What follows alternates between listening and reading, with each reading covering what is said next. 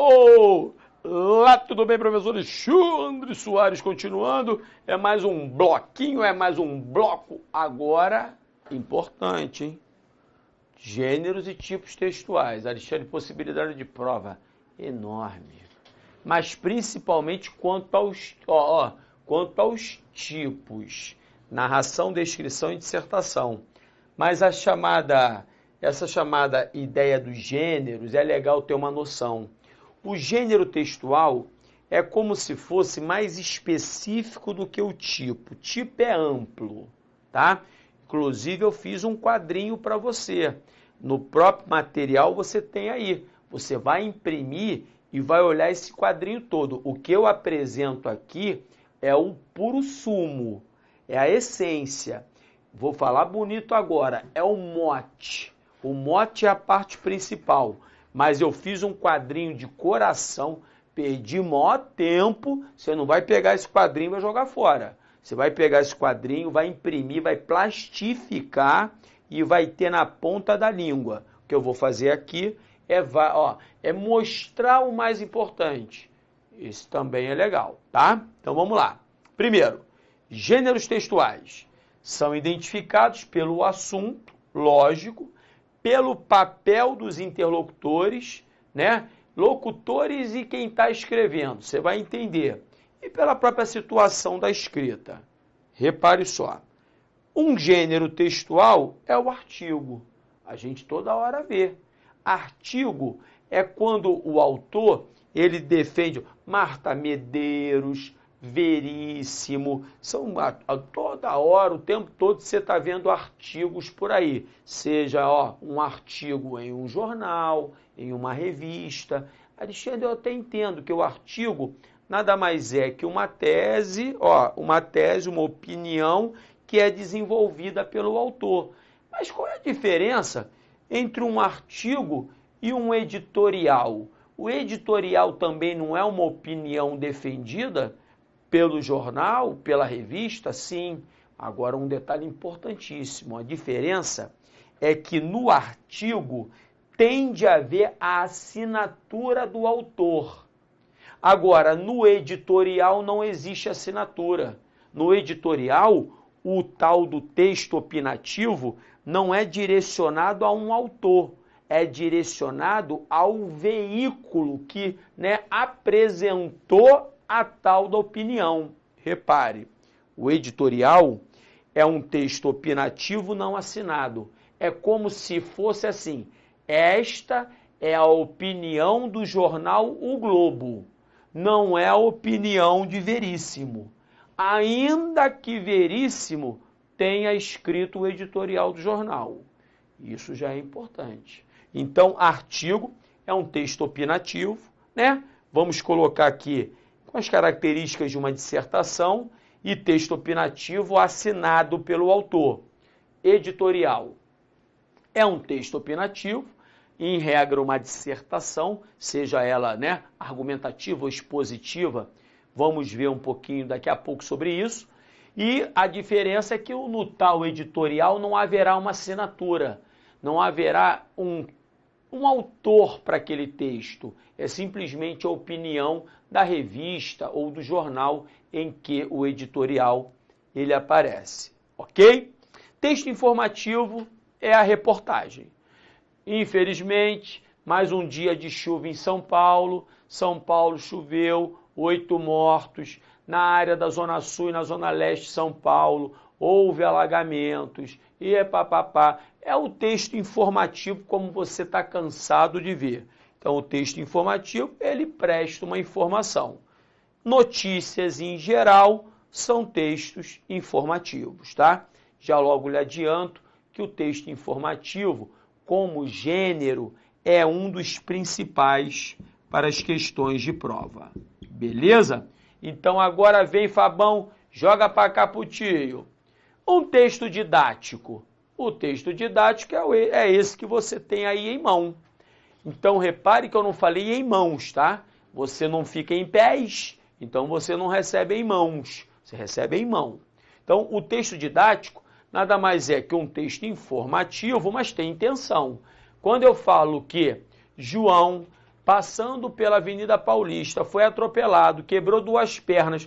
Eu não quero aqui esclarecer e nem explicar nada como o material que você tem em mão. Então a diferença é essa. O texto chamado didático ele é informativo, lógico, mas ele tem uma clara intenção, esclarecer, né? Ser didático, passar uma informação para que você entenda e com uma intenção, por exemplo, como esta, passar numa prova de concurso público. Legal? O texto preditivo. Preditivo vem de pré, vem de antes, ou seja, é aquele que faz uma previsão. Previsão como horóscopo. Horóscopo é um texto preditivo. Ou ainda, aqueles textos feitos por economistas que falam, o crescimento do Brasil neste ano vai ser de 0,76%. Isso é um texto preditivo, porque ele está prevendo que vai ocorrer. Não necessariamente ocorrerá. Beleza. Agora vem para cá, Fabão. Jogou para cá, acompanhe comigo. Poético. Preciso explicar? O poético trabalha a linguagem com arte. Não é simplesmente escrever, é escrever com arte. Lógico que os poemas, as poesias têm essa característica, a característica poética. Aqui não vamos ficar alisando, que neste caso aqui alisando não vai crescer nada. Histórico também não vejo problema. Histórico tem uma intenção, registrar fatos históricos, como, por exemplo, registrar a atual situação deste país, que, hoje tem como presidente uma esperança do povo, chamada aí, esqueci o nome do nosso presidente, é o Messias.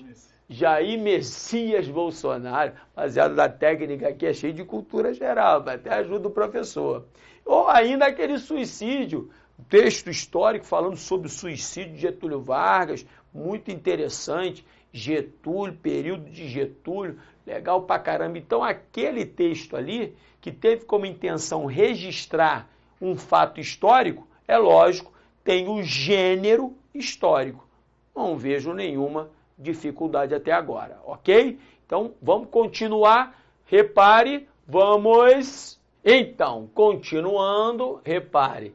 Gêneros textuais ainda. Propaganda, preciso explicar? Propaganda, repare. Mobilizar pessoas. Por exemplo, as campanhas de vacinação. Então, quando eu faço uma propaganda, não há dúvida, eu tenho uma clara intenção. A intenção é mobilizar sempre pessoas. Por exemplo, uma propaganda feita por carros, para fazer uma revisão nos freios, isso vem acontecendo demais, até muito importante, a intenção clara daquela propaganda, vou usar um exemplo qualquer da Volkswagen, é mobilizar todos os compradores daquele carro que voltem às agências para que o freio seja consertado.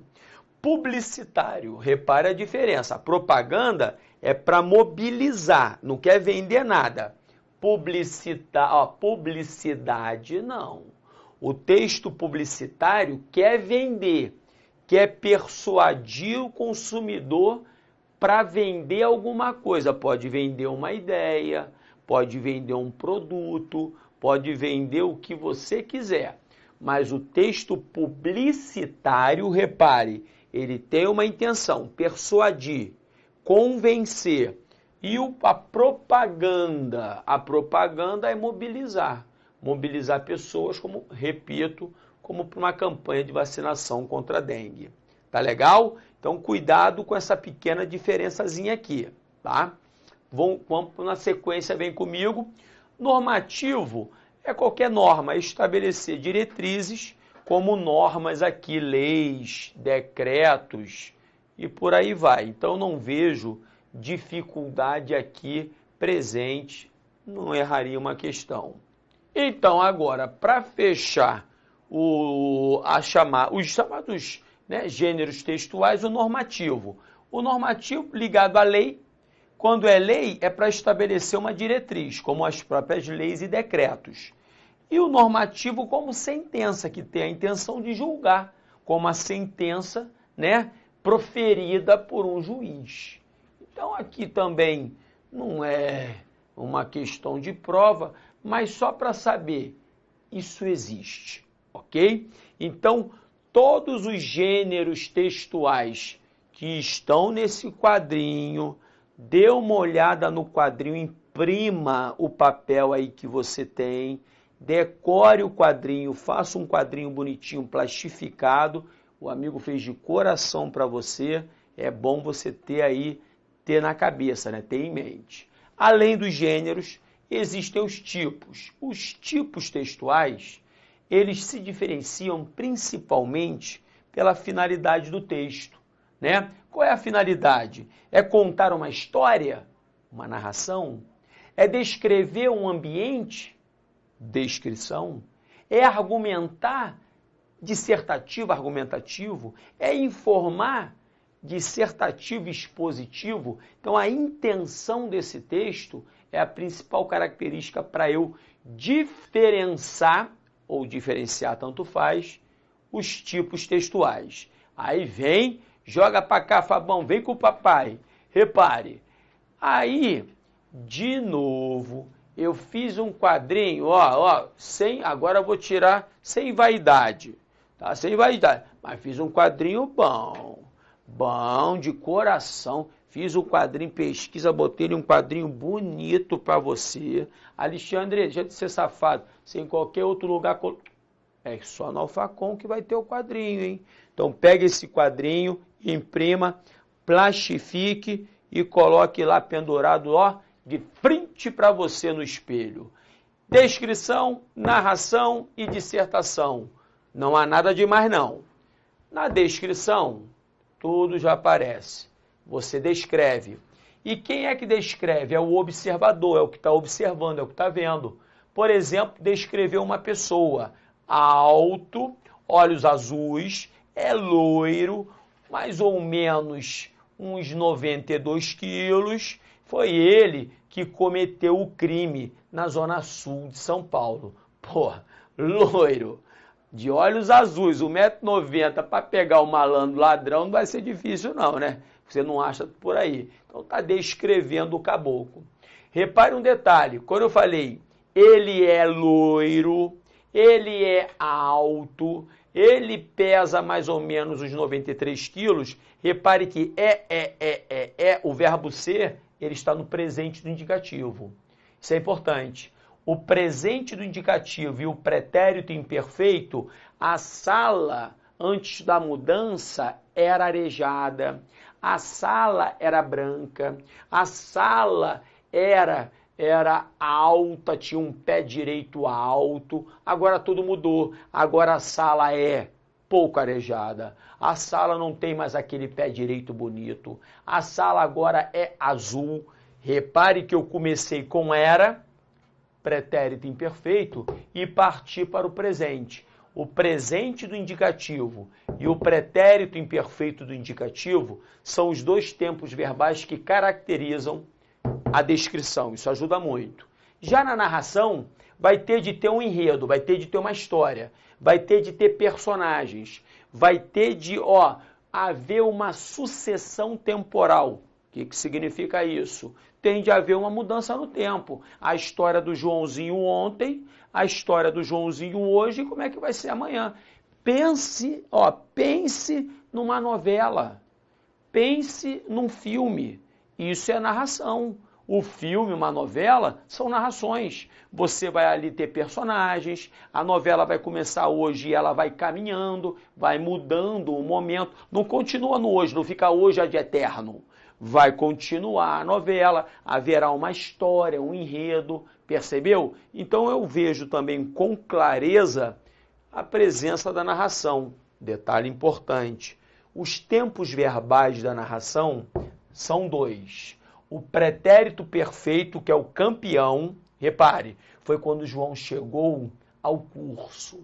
Ele percebeu que Maria não estava. Ué, como é que pode? Aí ele caminhou Caminhou até a sala do diretor e aí ele perguntou, onde está Maria? O diretor falou para ele, não sei. Cada vez mais João estava preocupado. Voltou à sala de aula e Maria não estava. Desceu de novo. Tá vendo que quando eu estou contando aqui a história, subiu, desceu, perguntou. Prioridade, pretérito perfeito. Então, o pretérito perfeito do modo indicativo é o tempo verbal da narração. Além do mais que perfeito, né? Por exemplo, ele escolhera o momento ideal, aí depois falou com o diretor. Repare que escolher é o pretérito mais que perfeito. É uma ação anterior a falar com o diretor. E é possível também na narração. Lá na dissertação, não. A dissertação é no presente. Você ali não quer mudar tempo verbal, você quer contar a sua história para tentar convencer. Então, na dissertação, a ideia é convencer, é vender uma tese. Vou botar aqui, ó. É vender uma tese. Agora, esta tese, ela pode ter uma característica mais objetiva ou mais subjetiva. Quem vai fazer a tese aqui é o argumentador. Cuidado, que a tal da dissertação, ela é argumentativa quando ela é baseada em argumentos pessoais, subjetivos, não em dados, estatísticas, pesquisas. Quando você começa a defender uma tese com subjetividades, com opiniões próprias, essa dissertação é argumentativa. Agora, quando você começa a defender uma ideia por meio de pesquisas, de dados estatísticos, de estudos acadêmicos, de argumentos de autoridade, aí você tem uma característica menos subjetiva e mais objetiva. Por isso a dissertação é chamada de expositiva, ok? Então coloque isso que eu acabei de colocar no papel, porque vai fazer uma diferençazinha para algumas questões de prova. Legal? Aí agora, meu filho, adivinha o que a gente vai fazer? Vai fazer um exercício. Então vamos lá, acompanhe. Jogou lá na questão. Repare, Fabão, acompanhe comigo. Botei minha canetinha, deixa eu botar a caneta. Aí aqui vem o primeiro texto, né? Vem o primeiro texto, repare. O ensino superior no Brasil é oferecido por universidades, centros universitários, faculdades, institutos superiores e centros de educação tecnológica. O cidadão pode optar por 3 tipos de graduação. Você já está vendo? Olha para mim, olha para o tio. Já está vendo que isso não é nem descrição nem narração. Não está contando história alguma, o tempo não está no passado, então já está vendo que isso aqui é uma dissertação. Repare, voltou. Bacharelado, licenciatura e formação tecnológica. Os cursos de pós-graduação são divididos entre lato sensu, especializações em MBAs, e estrito sensu, mestrados e doutorados. Além da forma presencial, em que o aluno deve ter frequência em pelo menos 75% das aulas e avaliações, ainda é possível formar-se por meio do ensino à distância. Nessa modalidade, não é necessária a presença do aluno dentro de uma sala de aula. Ele recebe livros e apostilas e conta com a ajuda da internet. Há também cursos semipresenciais com aulas em sala e também à distância. Joga grandão, Fabão. Meu aluno, você está vendo que essa dissertação não está defendendo teses com argumentos subjetivos. Ele basicamente está fazendo um texto informativo. E esse texto informativo, mal ou bem aqui, traz consigo uma característica dissertativa. Então você já está vendo que ele está caminhando para o lado do texto expositivo. Voltou, Fabão? A Secretaria de Regulação e Supervisão da Educação Superior, órgão do Ministério da Educação, é a unidade responsável por afiançar que a legislação educacional seja cumprida para garantir a qualidade dos cursos superiores do país. Para medir a qualidade dos cursos de graduação no país, o Instituto Nacional de Estudos e Pesquisas Educacionais Anísio Teixeira, INEP, e o Ministério da Educação utilizam o Índice Geral de Cursos, IGC, divulgado uma vez por ano, logo após a publicação dos resultados do ENAD. A base de cálculo do IGC é uma média dos conceitos dos cursos de graduação de uma instituição, ponderada a partir do número de matrículas mais as notas de pós-graduação de cada instituição de ensino superior. Repare a questão. Meu aluno, você viu claramente que o texto não traz uma característica subjetiva, opiniões pessoais, e sim como se fosse um texto basicamente informativo, informando sobre o processo, né, dessa nova realidade do curso superior. Então a característica dessa dissertação, se não é narração, me botou grandão, Fabão, se não é narração, se não é descrição, é dissertação. E se tem essa característica objetiva e não subjetiva, é expositiva. Repare, jogou no exercício, acerca das ideias e dos aspectos linguísticos do texto precedente, julgue o item a seguir. O texto tipicamente argumenta... Peraí, voltou. Repare canetinha, vou botar minha canetinha. Aqui, ó, argumentativo, já pode parar. Não é argumentativo, não. É expositivo. Apresenta informações, características, ó, as informações do texto expositivo acerca do ensino superior, com o propósito de convencer o leitor da importância desse nível de ensino na formação educacional do cidadão brasileiro. Ok, a importância tem, mas só que ele não é argumentativo, ele é expositivo. Então o comentário não presta não, o comentário está erradão. Partamos para a próxima, acompanhe. É curioso notar que a ideia de porto está presente nas sociedades humanas desde o aparecimento das cidades. Isso porque uma das características das primeiras estruturas urbanas existentes na região do Oriente Próximo foi a presença do porto. Meu aluno, só com isto aqui, quando ele fala é curioso notar, esta é a clara presença da dissertação na jogada. É a mesma, quando você faz redação, você começa assim, é notório notar, é curioso notar, é perceptível que haja a presença. Então, é mister que você perceba. Então, já vê que é uma dissertação. Não é nem uma narração, nem uma descrição.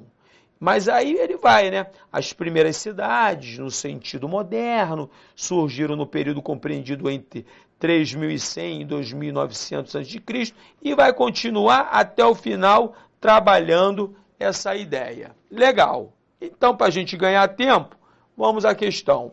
O texto que baixaria predominantemente descritivo. Para. Que descritivo, meu aluno? Se é descritivo, o verbo deveria estar ou no presente, lembra? Ou no tal do pretérito imperfeito, ele era, ele é. Ele não está descrevendo nada. Ainda que houvesse uma passagem descritiva, se ele descrevesse ali a presença, como era o porto da época, ele não vai ser predominantemente descritivo. Ele vai ser dissertativo. Então, se ele ali é um texto dissertativo, mais uma vez, o comentário está erradão. Partamos para a próxima. Acompanhe. 7 anos após receber o título de Patrimônio Cultural do Brasil, o Complexo Cultural Bumba Meu Boi, isso aqui é um texto interessante, uma das manifestações culturais mais marcantes do estado do Maranhão, pode receber reconhecimento internacional. O Instituto Patrimônio Histórico, repare que ele está fazendo um texto aqui informativo, ele está informando. E Artístico Nacional, IFAM, entregou ao Ministério das Relações Exteriores o dossiê de candidatura dessa manifestação cultural ao status de Patrimônio Cultural Imaterial da Humanidade.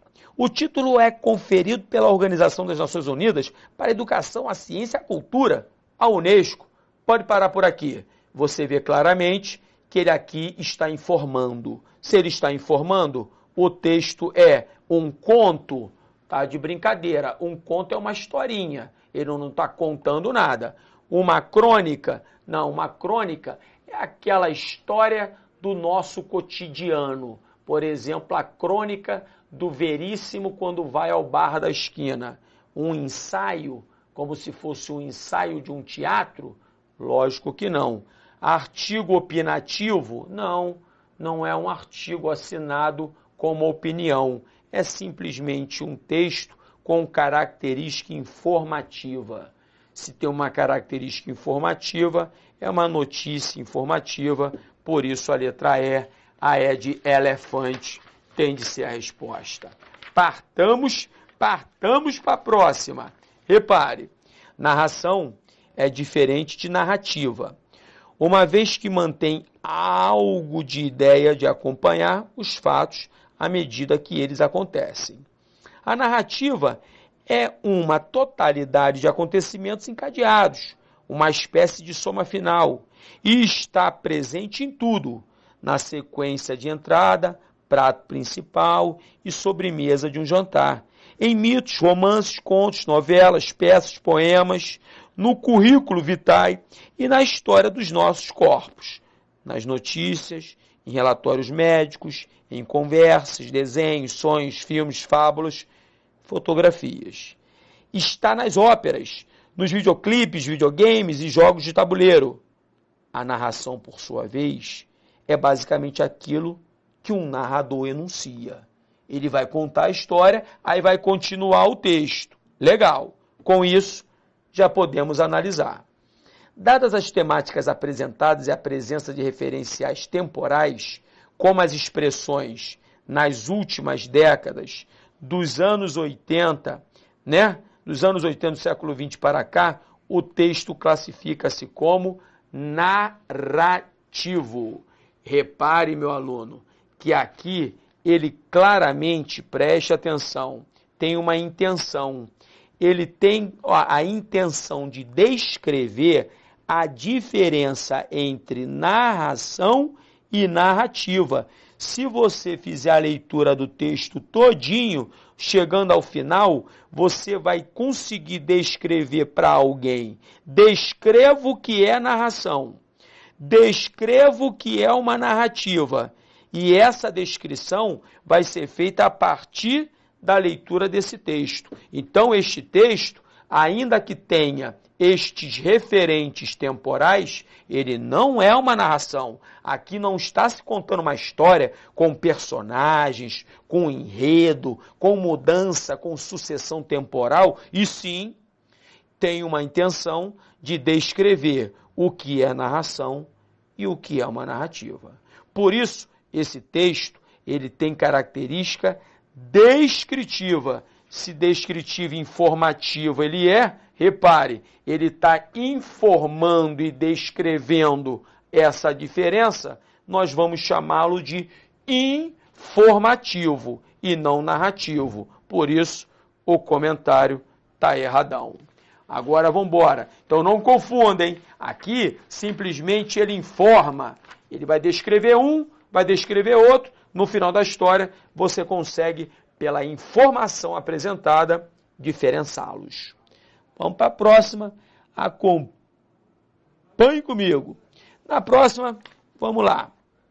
Repare, é um textão grandão, mas no final você vai ver, é fácil. Repare, ao final do século XIX, os cientistas podiam refletir com satisfação que haviam desvendado a maioria dos mistérios do mundo físico: eletricidade, magnetismo, gases, óptica, acústica, cinética, mecânica e estatística, para citar alguns campos. Foram submetidos à ordem. Eles haviam descoberto os raios X, o raio catódico, o elétron e a radioatividade. E o invento, o homem, e o Watt, Kelvin, Joule, Ampere e o pequeno Erg. Meu Deus do céu! Se uma coisa podia ser oscilada, acelerada, perturbada, destilada, combinada, pesada e gaseificada, eles o fizeram. Veja que aqui eu tenho personagens, repare, veja que aqui eu tenho o verbo trabalhando no pretérito perfeito. Então, eu já vou logo. Muitas pessoas cultas acreditavam, olha o imperfeito aqui, veja isso, hein? Então vai, eu vou na sequência. Em 1875, veja os aspectos temporais que marcam a narração. Quando estava decidindo se dedicaria a vida à matemática ou à física, um jovem alemão, olha o personagem chamado Max Planck, foi, olha o pretérito perfeito, fortemente aconselhado a não escolher a física, porque os grandes avanços já haviam sido realizados. Garantiram-lhe, olha o pretérito perfeito, que o século vindouro seria de consolidação e refinamento, não de revolução. Planck, ele não deu ouvidos. Olha o pretérito perfeito finalizando. Então repare que isso é claro que é um texto narrativo, é um texto que narra a história de todo esse processo. E ali há os personagens, há a mudança no tempo, na sucessão temporal, há a presença maciça do pretérito perfeito. Tudo isso me dá a certeza da narração e não, como a questão diz, da argumentação, que seria uma defesa de tese. É só você procurar e ler o texto de novo, que aqui a dinâmica tem que ser daquele jeito, metendo pau no burro. Você vai ver que não há qualquer tipo de tese sendo desenvolvida. Por isso, se não é argumentativo e sim narrativo, o comentário está erradão. Ok? Bota grandão, Fabão. Meu aluno, aqui o tempo de que a gente dispõe para cada bloco não é grande, mas você vê, não pode acender vela para defunto barato. Com o treino, tipologia textual, gênero textual, fica legal. É só fazer mais exercício. Estou esperando você no próximo momento. Um grande beijo, fique com Deus. Tchau, tchau.